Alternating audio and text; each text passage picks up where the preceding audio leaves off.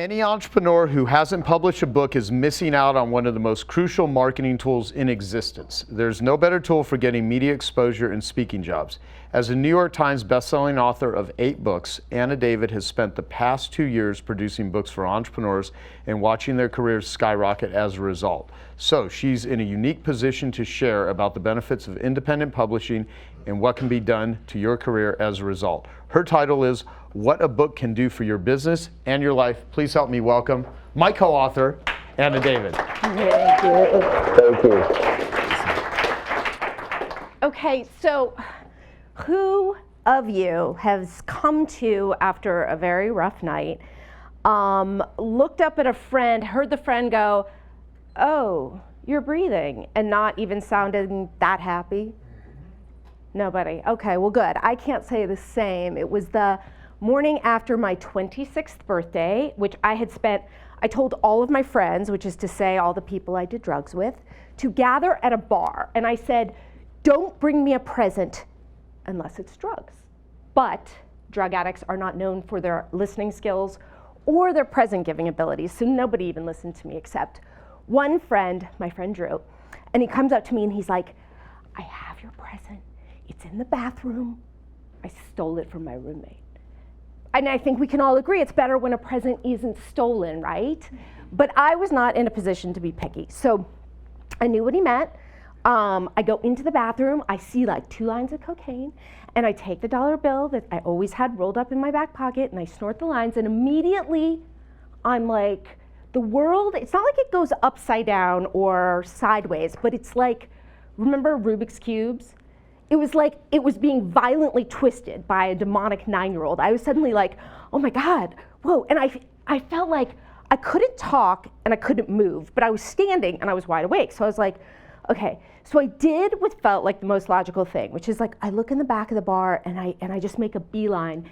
And in the back, there's this parking lot. And in the parking lot, there's a dumpster. And this, by the way, is the cover of one of my recent books because I wrote about this experience in the book. And the dumpster was not on fire, but I was like a dumpster fire at this point in my life. And I go and I lie down next to the dumpster and I just that's how I spent my 26th birthday. And people would come out and be like, happy birthday. And no one seemed surprised that that's how I was spending my birthday. And at the end of the night, I don't really remember this, but I guess 2 friends took me, put me in their car, and put me on their couch, and that's how I came to the next morning with my friend saying, oh, you're breathing, and not sounding that happy about it. Now, that would have been that, but a funny thing happened. In fact, a few funny things. One, I realized I was an addict, and I got sober. I went to rehab, and that was November 19th. It'll be 19 years ago. I haven't had a drug or drink since. Thank you. But the really interesting thing is I wrote a book about it. Now that book, Party Girl, happened to come out at a time when like Paris Hilton and Lindsay Lohan and all of these girls were making headlines for being party girls. So I started getting asked to go on TV to talk about the party girl phenomenon. That's a phenomenon, as it turns out. So I go on Fox News, and then I go on the Today Show, and then I was on television hundreds of times over the next 10 years, talking about the party girl phenomenon, writing articles about it. And it just blew my mind that my only expertise was in rolling up dollar bills and snorting drugs through them. I was good at that, but I had no expertise in any other thing. And so then I realized what could happen when you wrote a book. And so then I ended up, and as Joe said in the intro, I ended up writing 7 more, including one with him. Now, I said, when I started going on TV all the time, I said to my TV agent, like, this is ridiculous. I mean, talk about imposter syndrome. Should I go get a degree? Like, shouldn't I get like a master's in psychology or something? Because I'm going on, they're picking me over doctors to go on. And he looked at me like I was crazy. And he's like, a degree? Why would you need a degree? You have a book. And that's when I realized books really are the new degrees. And this is how I know this. This is where I went to college. beautiful Trinity College, Hartford, Connecticut. We were talking about it last night. It's a lovely school. It's called a Little Ivy. Do you know how many people care that I went to, does anyone here care that I went to Trinity College? Oh, that's very sweet, Jason, but really nobody cares that I went to Trinity College. Do you want to know how many people I meet who care that I have written 8 books and that one is a New York Times bestseller? Kind of like everybody I meet. And I'm not the only person this is true for. I did a story for Entrepreneur Magazine about entrepreneurs whose lives changed as a result of writing their books. Now, Sheryl Sandberg, great example.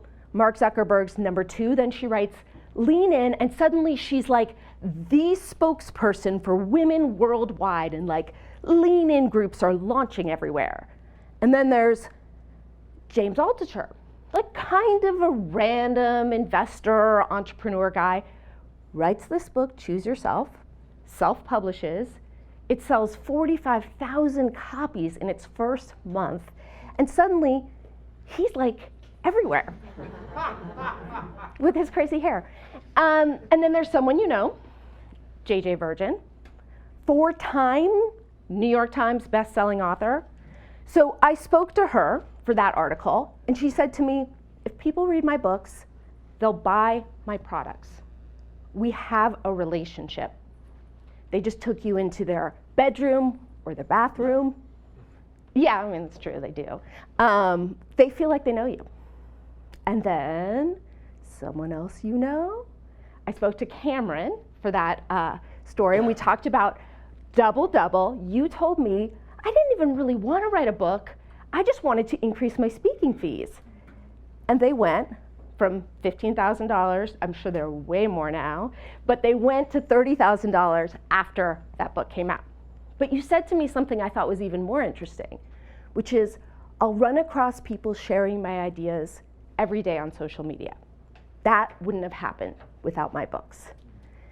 So, as it turns out, a crazy thing has happened.